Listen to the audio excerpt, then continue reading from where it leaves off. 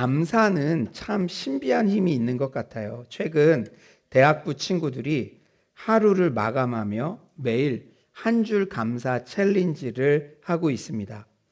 제가 그 카톡에 소속돼 있어서 이 대학부 친구들이 한 줄 한 줄 올리는 그 감사 제목들을 이렇게 보고 있으면 감사 내용들이 하나하나 참 귀엽고 기상천외해요. 그래서 제가 몇 가지 잠깐 소개해 드려 볼게요. 게으르지 않고 계속해서 할 일 주심에 감사합니다. 복싱을 살면서 처음 해봤는데 재미있게 배우고 스트레스 풀게 하심에 감사합니다. 알바를 일찍 마감할 수 있게 해주셔서 감사합니다. 심지어 어떤 친구는 오늘 하루 굶지 않게 하심에 감사합니다. 예, 그렇죠. 감사 제목은 이렇게 적극적으로 찾는 것입니다.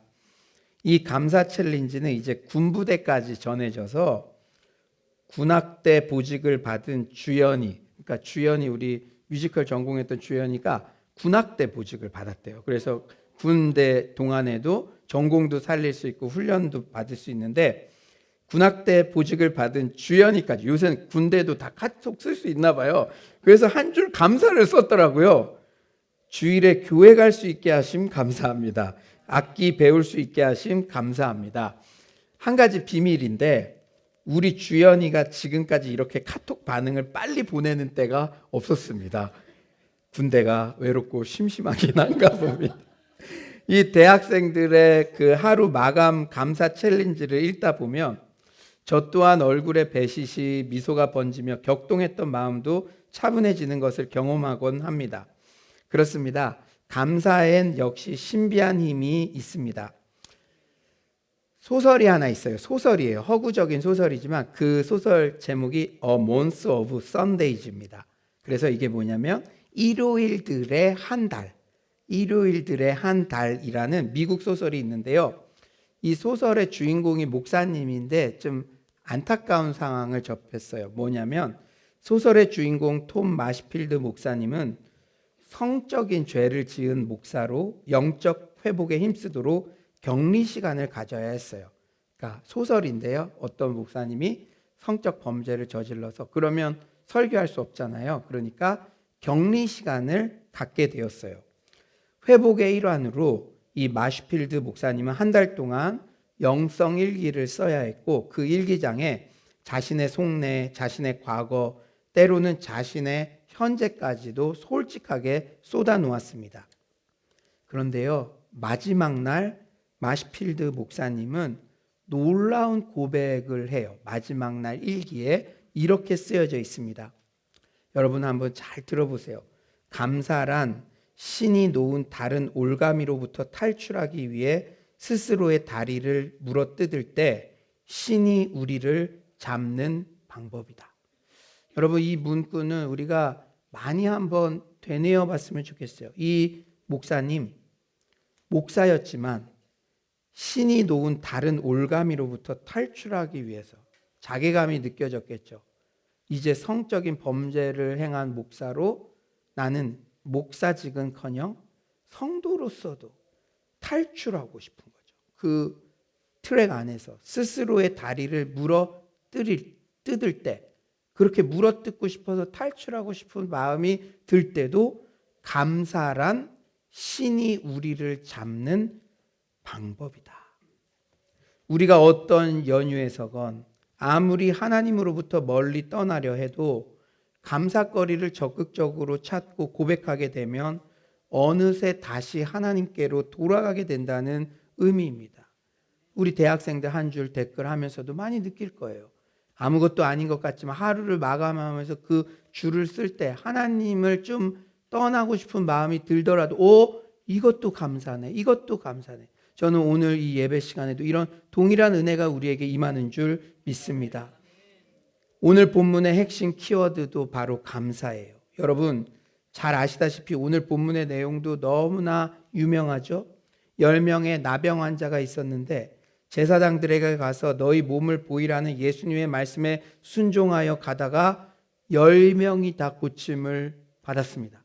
당시 율법에는 본인이 나병이 나았는지 안 나았는지 제사장이 확인했잖아요. 제사장이 의사 같은 역할도 감당했잖아요. 근데 예수님이 이 10명의 나병 환자한테 고쳐주지도 않고 너희 고침 받았으니까 제사장한테 가서 보여라 그랬는데 그 길을 가다가 10명이 다 고침을 받았어요. 그러니까 이 겨자씨만한 믿음도 사용하신 것이죠. 그런데요, 나병에서 다 고침을 받았는데 예수님께로 돌아와서 감사를 표현한 사람은 몇 명이었다? 한 명. 여러분들도 그런 경험 있죠? 내가 사랑을 많이 베풀고 내 제자들이 꽤 여러 명 있었는데, 우리 사랑방언도 여러 명 있는데 나한테 사랑받고 나한테 도움받은 사람 많은데, 근데 감사를 표현한 사람은 소수였다는 거죠.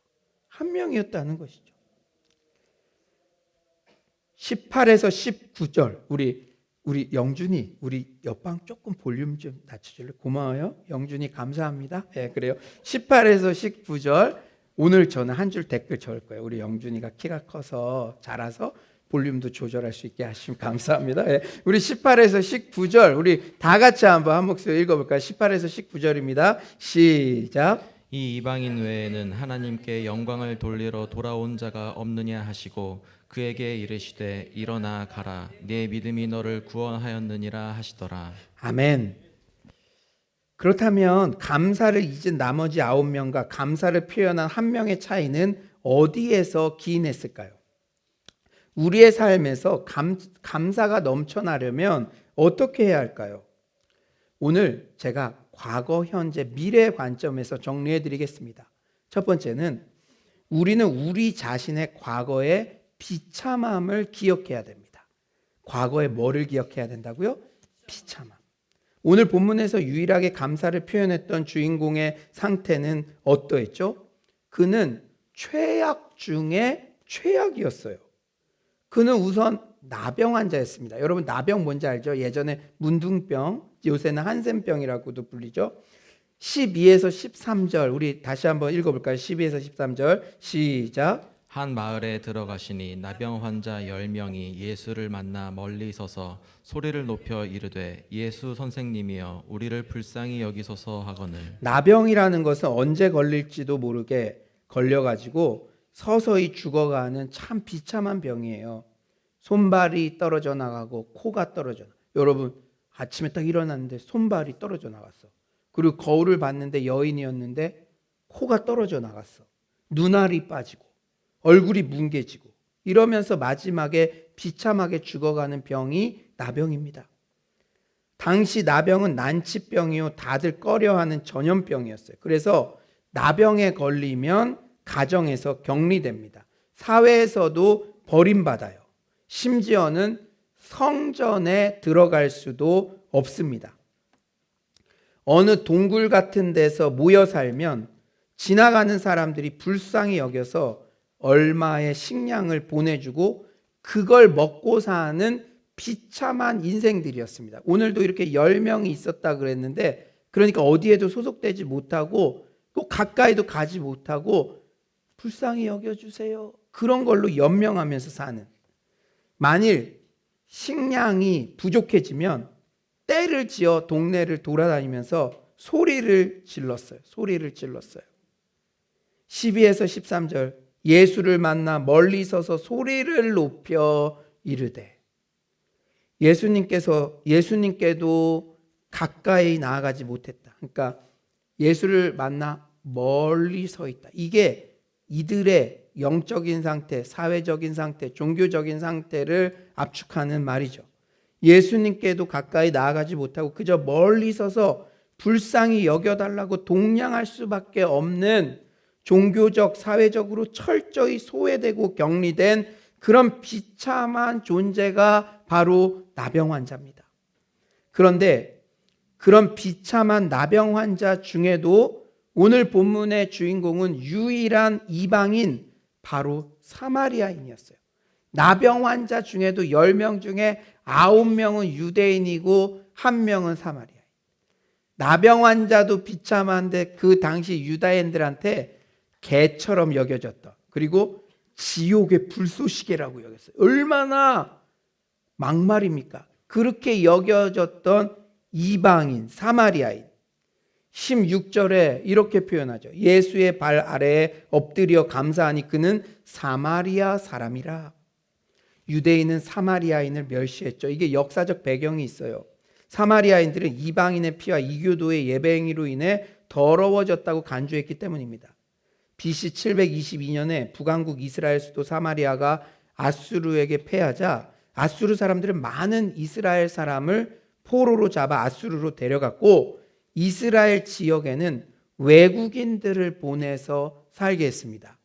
그들은 그 지역에 남아있는 이스라엘 사람들과 혼인을 맺었어요. 그러니까 튀기라는 말 많이 했죠. 혼혈아. 우리나라에서도 혼혈아 비하하는데 그 결과 이 사마리아에 거주하고 있는 사람들은 인종적으로 절반은 이방 민족의 피가 섞인 사마리아인들이 유대인 사이에 생기게 되었어요.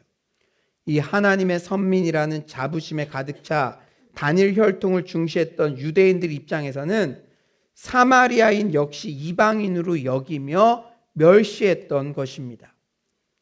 여러분, 이 나병 환자들, 그들도 예수님이 치유해 주시지 않으면 죽어갈 인생들인데 그들 가운데에도 너 이방인 아니야 멸시했다는 게 참 우스꽝스럽지 않습니까? 그런데요, 우리가 그래요. 참 황당한 얘기 같지만 다 같이 나병 환자로 비참한 처지였지만 나머지 9명 유대인들은 스스로 그래도 좀 낫다 생각한 거죠. 인간이 이렇게 얄팍한 존재예요. 홈리스, 다 같이 비참한 처지에도 나는 대학 나온 홈리스야, 고졸 출신 너랑은 달라, 이런 걸 따지는 게 인간이에요. 여러분, 저는 진짜 이런 일이 있어서는 안 되는데 제가 처음에 은행에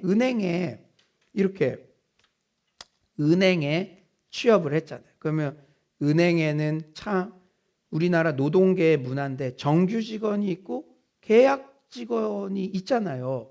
그 남자 직원들은 정규 직원인데 여자 직원들 중에도 정규 직원과 계약 직원이 있잖아요. 근데 보면은 제가 이렇게 신입사원으로 가니까 일하는 게 그렇게 다르지 않아요. 그러니까 이제 막 노동계에서는 동일 노동, 동일 임금 막 이런 식으로 하니까 은행에서 어떻게 했냐면 높은 창구와 낮은 창구를 이렇게 구별해 놓은 거예요. 낮은 창구는 정규직. 그래가지고 이런 신상품 같은 거 가입할 때는 저 낮은 창구에서만 할 수 있고 높은 창구에서는 뭐 단순한 입출금이라든지 이런 거 하듯이. 그러니까 이 사람들이요, 조금이라도 뭐가 좀 다른 것 같으면 구분하려고 그러고 난 너와 달라 이런 게 지금 나병 환자들 사이에도 지금 있었다는 거예요. 여러분, 포도원 품꾼 비유에 나오는 그 인력 시장에 나온 품꾼들, 여러분, 그 비유가 우리에게 해주시는 말씀이 뭡니까? 우리는 어쩌면 이 자본주의 사회에 익숙한 사람은 아니, 인력 시장에 오전 9시에 나온 사람과 다 끝날 때 마감될 때쯤 3시에 나온 사람 똑같이 오후 5시에 끝났는데 주인이 동일하게 10달러씩 줬다면 그 주인 불공평한 거 아니야? 이게 우리의 당연한 생각일 수도 있어요. 그러나 그 비유가 주는 교훈은 무엇입니까? 그 인력 시장에 나온 사람들의 본질, 그들은요, 주인이 선택하지 않았으면 하루 공치는 사람들이에요. 세상에서 능력 없는 사람들이에요. 그러니 오후 3시에 택함받은 사람 못지않게 오전 9시에 택함받은 사람도 주인이 선택하지 않았으면 공치는 인생이었는데 선택받은 거에 대해 감사해야지.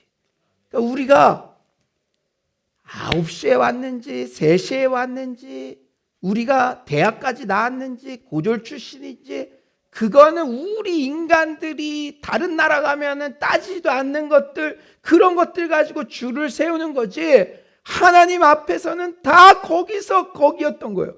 죽을 죄인이었던 거예요. 그러나 주님께서 살려주셨으면 그것에 대한 감사가 있어야지. 1만 달란트 빚진 자가 탕감 받아놓고 5달란트 뭐 이런 얼마 빚지지도 않은 사람들 손가락질 하는 것처럼 그런 마음들이 우리에게 있다는 것을, 우리에게 있어야 될 것은 근원적인 감사라는 것을 포도원 꿈꾼 비유에서 우리에게 말씀해 주시는 겁니다. 그런데 우리는 나는 그래도 대학 나온 홈리스야, 너는 고졸 출신, 이러는 게 우리네 민낯이에요. 우리네 민낯이에요. 그렇다면 우리가 궁금하죠. 나머지 9명의 유대인 나병 환자들은 고침받고도 예수께 와서 감사를 표현하지 않고 다 어디로 갔을까요? 여러분, 이 본문 보면 저런 배은망덕한 것들, 내가 암을 치유받았는데 당연히 와서, 여러분들 여기 와서 금요철 때 다 안수기도 받았는데 집에 가다가 다 암이 치유가 받았어요. 그건 물론 정말 감사합니다. 하나님께 영광 돌리고 교회로 와야죠. 근데 주일 예배 때 안 나타났어. 그러면 사람들이 생각할 때, 야, 그런 사람들 어딘가? 여러분 궁금하지 않아요? 이 9명이 다 어디 갔을까요? 어디 갔을까요? 그래서요, 많은 추측들이 있었어요.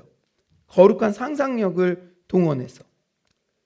아마 그동안 나병 환자로 가족들과 격리되어 외로웠으므로 가족 먼저 만나러 갔을 수도 있겠죠. 나병이었으니까 철저히 홈리스가 가정에서 배제됐는데 치유받고 막 돈벼락을 맞아서 그러면 내 아내쯤 만나야겠다, 내 딸 만나야겠다, 그러고 갔을 수도 있죠. 아니면 당시 유대 사회에서, 그들은 유대인이었으니까 종교적 사회적 이단화로 낙인 찍혔던 예수라는 청년과 어떻게든 엮이는 게 싫었을 수도 있어요. 화장실 갈 때 마음과 나올 때 마음 다르듯이 내가 치유는 받았지만 저 유대인들이 싫어하는 예수라는 청년과 내가 엮이는 거 싫다, 이제부터 잠수해야겠다, 이렇게 생각할 수도 있어요.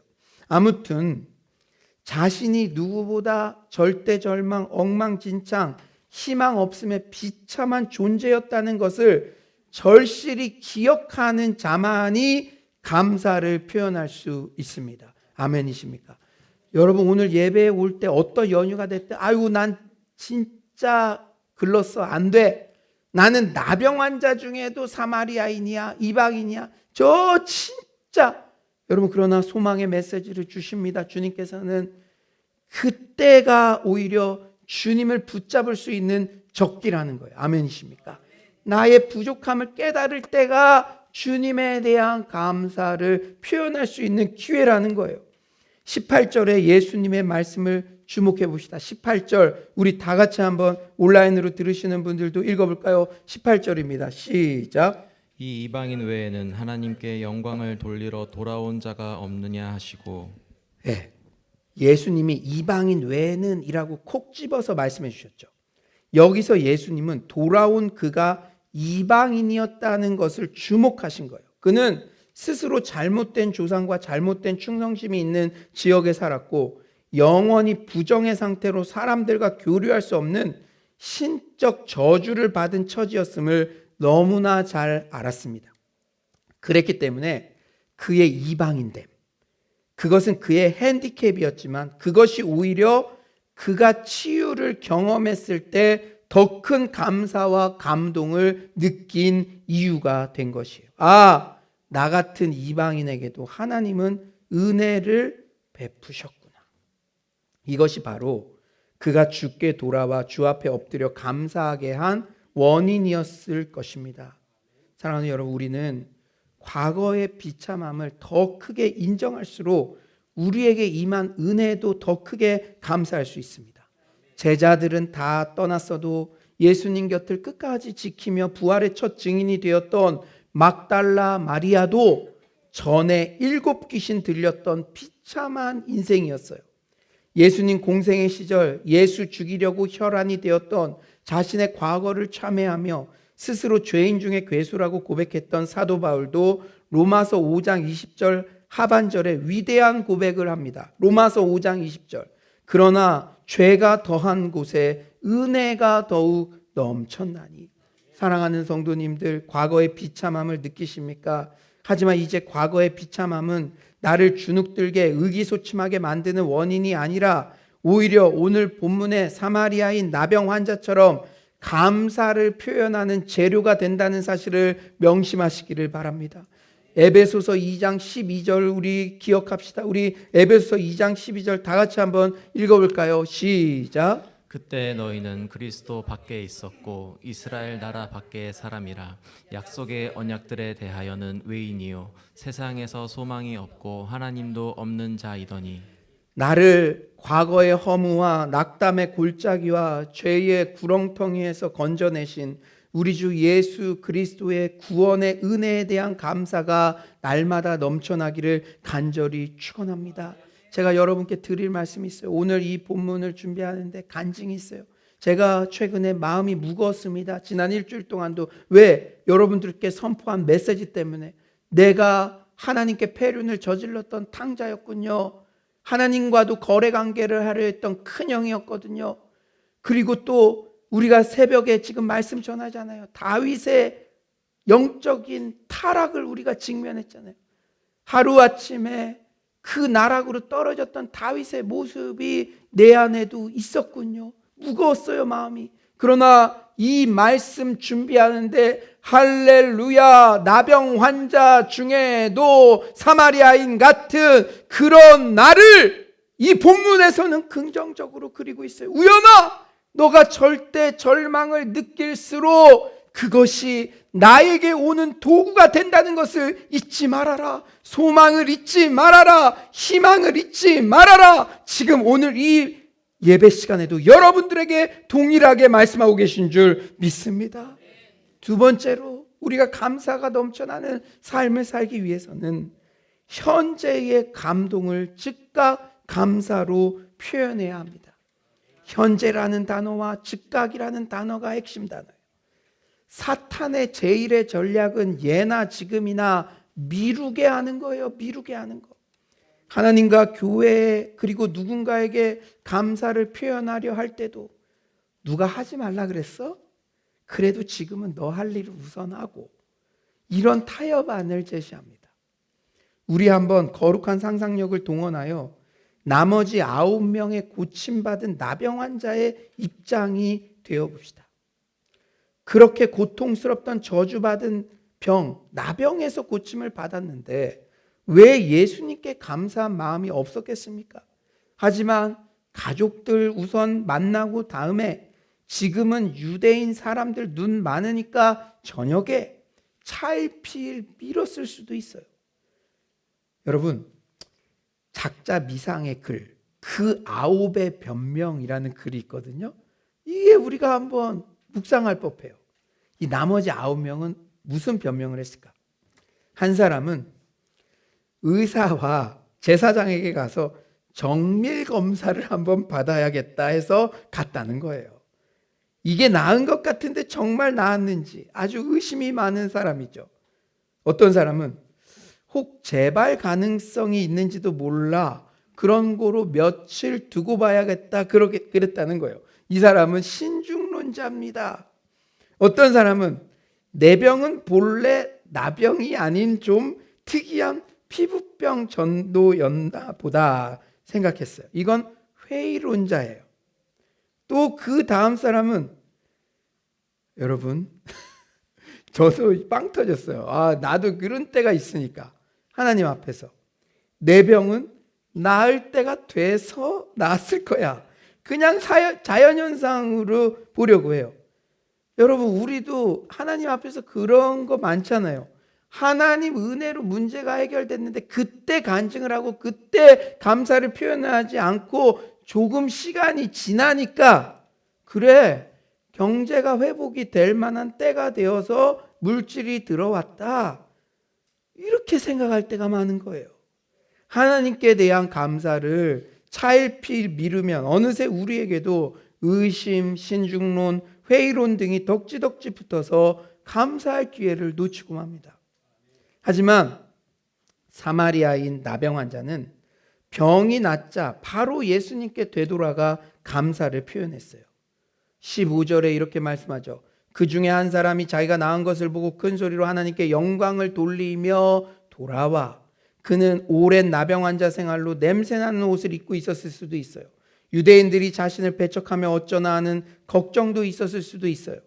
하지만 그런 장애물들도 결코 예수님께 대한 감사의 마음을 꺾지 못했습니다. 그리고 그가 즉각적으로 주님께 영광을 돌리며 감사를 표현했을 때 그는 치유와 함께 영혼의 구원이라는 가장 큰 선물을 받게 되었어요. 19절 우리 다 같이 한번 읽어봅시다. 19절입니다. 시작. 그에게 이르시되 일어나 가라 내 믿음이 너를 구원하였느니라 하시더라. 아멘. 바울은 데살로니가전서 5장 19절에 이렇게 밝히죠. 성령을 소멸하지 말라. 성령을 소멸하지 않는다는 건 무슨 뜻일까요? 성령님이 떠나신다는 걸까요? 아니죠. 이 말은 성령님께서 감동을 주실 때 그 마음을 놓치지 말라는 권고입니다. 저의 멘토 선교사님은 선교지에서 큐티 적용을 생명처럼 여기셨어요. 그리고 매일 큐티를 통해 깨닫게 해주신 것을 성령님께서 주신 마음이라고 확신하고 무조건 실천할 때 하나님께서 선교지에서 수많은 기적 같은 열매를 맺게 하셨습니다. 다른 사람들이 비판하는 사람도 있었어요. 그렇게 무조건 하나님의 뜻으로 알고 순종하면은 잘못된 것도 있지 않느냐. 그 선교사님은 이렇게 반문했어요. 그렇죠. 저도 잘못한 거 있다는 것도 인정합니다. 그러나 저에게 말씀하시는 선생님은 지난 일주일 동안 몇 개나 순종하셨나요? 그렇게 잘 분별하시는 사랑하는 여러분, 우리가 즉각적으로 감사를 표현하고 즉각적으로 순종하는 게 이렇게 중요한 것입니다. 저 또한 서울로 목양을 하며 매일 새벽마다 묵상을 통해 깨닫게 된 인사이트들을 무조건 실천하려고 노력해요. 그 하루를 넘기지 않고, 특히 하나님과 사람들께 감사할 것이 생각나면 그날 즉시 실천하려고 노력합니다. 요새는 카톡이 좋잖아요. 카톡 보내놓고 음성이라도, 목이 늘 잠겨있는 음성이지만 그렇게도 감사를 표현하려고 노력을 해요. 그러면 언제나 감동이 있고 행복이 몰려옵니다. 하지만 바쁘다는 핑계로 차일피일 미루다 보면 언제나 나중에는 후회와 아픔만 남아요. 사랑하는 성도님들, 오늘 말씀을 들으며 성령의 감동되는 마음이 있다면 즉시 하나님과 교회와 사람에게 감사를 표현하시기를 바랍니다. 성령을 소멸하지 말고 지금 찬양하고 지금 고백하고 지금 돕고 지금 감사해 봅시다. 그럴 때 우리의 인생은 언제나 감동과 행복으로 가득 찰 줄 믿습니다. 그런데 우리가 일상에서 지금 즉시 감사할 수 있는 것도 연습이 필요해요. 연습이. 지금 즉시 다 감사하고 싶은데 이것도 연습이 필요해요. 윌리엄 로라는 영성가는 우선 작은 일로 감사하는 연습부터 하라고 조언해요. 여러분 한번 잘 들어보세요. 괜히 있지도 않은 일을 공상하며 자신에게 취하지 마라. 나라면 재앙이나 기근이나 박해 속에서도 아주 경건하게 행동하며 하나님께 순복할 거라고 생각하지 마라. 여러분, 우리가 허세를 버려야 되는데 영적 허세도 버려야 돼요. 우리가 작은 일부터 감사하는 그 훈련, 연습이 되어 있어야지 주변 사람들 보면서 저 터키 그런 현장도 보면서 나라면 재앙이나 기근이나 박해 속에서도 아주 경건하게 행동하며 하나님께 순복할 수 있을 거야. 이렇게 생각하지 말라는 거예요. 그보다 오늘 하루를 잘 마치는 데 집중하라. 참된 열정을 보이는 최고의 방법은 작은 일들 속에서 큰 감사를 실천하는 것이다. 그것을 명심하라. 그러므로 가장 작고 평범한 일에서부터 시작하라. 자기 생각을 길들여 날마다 지극히 소소한 일상 속에서 감사를 연습하라. 멸시, 모욕, 작은 상처, 손해, 실망 등 매일의 자잘한 사건들 속에서 매번 하나님을 떠올리며 합당한 순종의 행동을 보이라. 그러면 가장 큰 시련과 고통 속에서도 하나님께 순종하고 감사하는 사람들의 반열에 당신도 당당히 들 수 있다. 그러면서 실예를 들어요. 신호등에 빨간불이 들어와 차를 세워야 했는가? 이런 작은 불편함이 영적 훈련의 순간이 될 수 있다. 그렇게 받아들일 마음만 있다면 말이다. 빨간불 앞에 서서 우리는 자신을 추스리고 조급한 마음을 버리고 하나님의 평안을 구하며 감사할 수 있다. 여러분, 현재 감사할 게 많아요. 심지어 굶지 않게 해주셔서 감사합니다. 감사를 즉각 표현할 때 하나님께서 풍성한 기쁨을 우리에게 허락해 주실 줄 믿습니다. 세 번째로 미래적인 것이죠. 오늘의 감사로 펼쳐질 미래의 여정을 기대해야 됩니다. 뭘 해야 된다고요?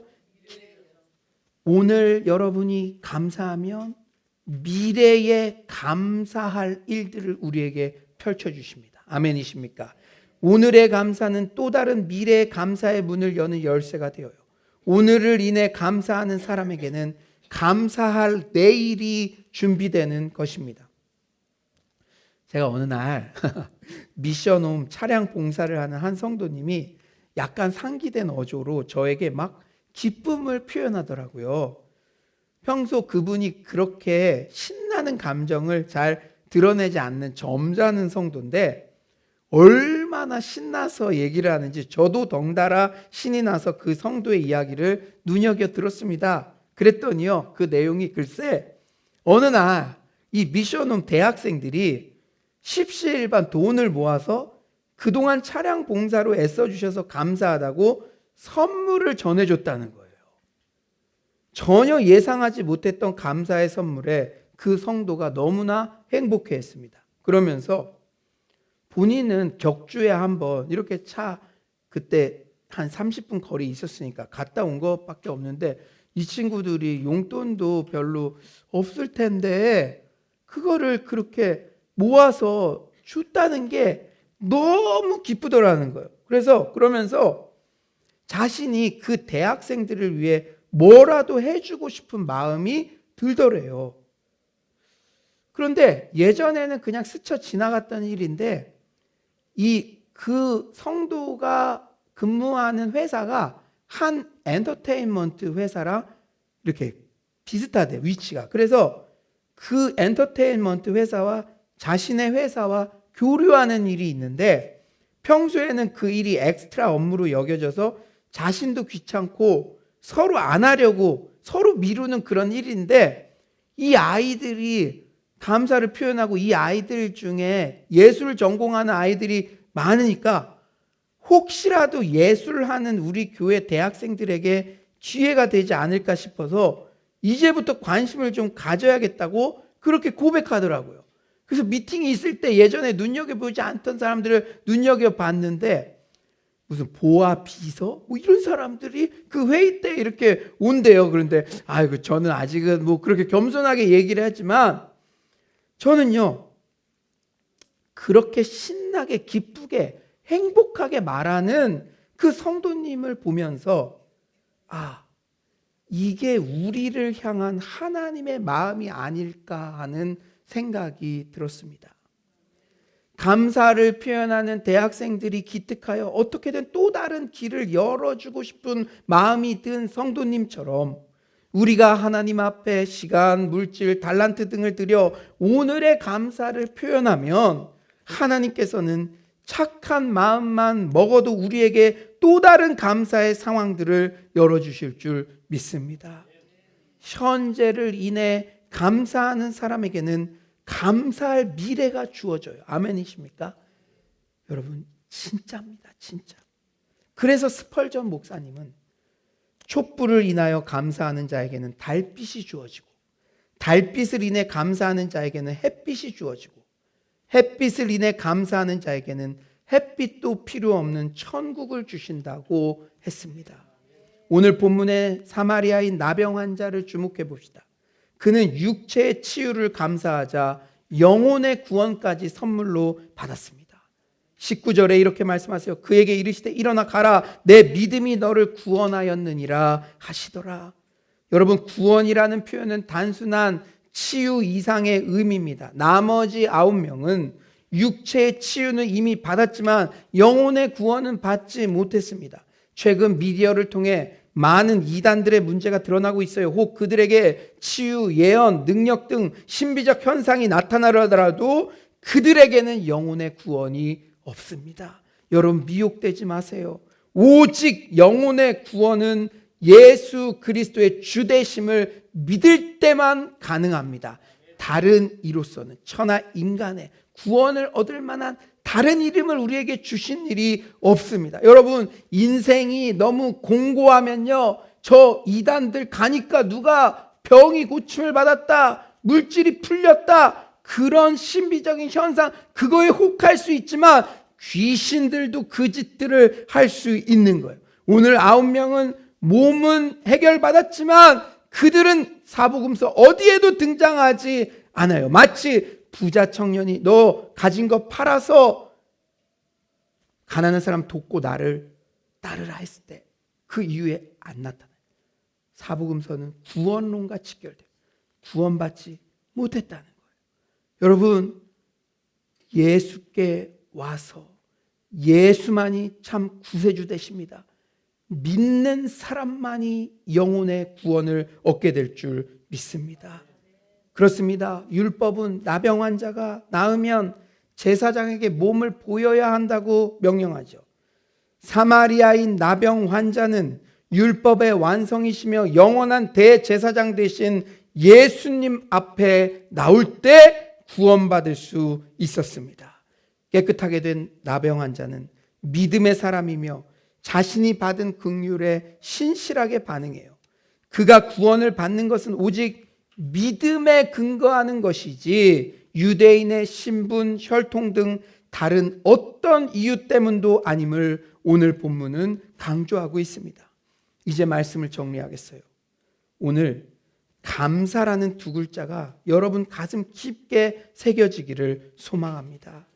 여러분 이건 제가 설교 준비하면서 하나님께서 저에게 강하게 주셨던 감동인데요. 고민이 있죠. 여러분 신앙생활 하면서 최근에 답답했던 거 있죠. 근데 진지하게 한번 스스로에게 질문해 보세요. 내가 감사의 헌금을 드리던 아니면 누군가에게 감사를 표현했던, 하나님께 기도하면서 저 이래서 감사해요, 저래서 감사해요. 여러분이 고민하는 문제에 다 감사에 있습니다. 아멘이십니까? 아멘이십니까? 여러분이 최근 신앙생활에서 뭔가 답답하고 풀리지 않던 문제가 감사를 통해 해결될 것을 확신합니다. 오늘 예배를 계기로 감사가 생활화되기를 소망합니다. 과거의 비참함을 기억하는 자가 감사할 수 있어요. 더 이상 미루지 말고 현재 일상에서 즉각적으로 감사를 표현하는 훈련을 합시다. 오늘의 감사로 펼쳐질 미래의 여정을 기대합시다. 현재를 인해 감사하는 사람에게는 감사할 미래가 주어집니다. 아무쪼록 사랑방별로, 가족 단위별로 한 줄 감사 챌린지가 자발적으로 일어나 또 다른 감사할 미래를 모두 얻게 되는 서울로의 모든 성도님들 되시기를 간절히 축원합니다.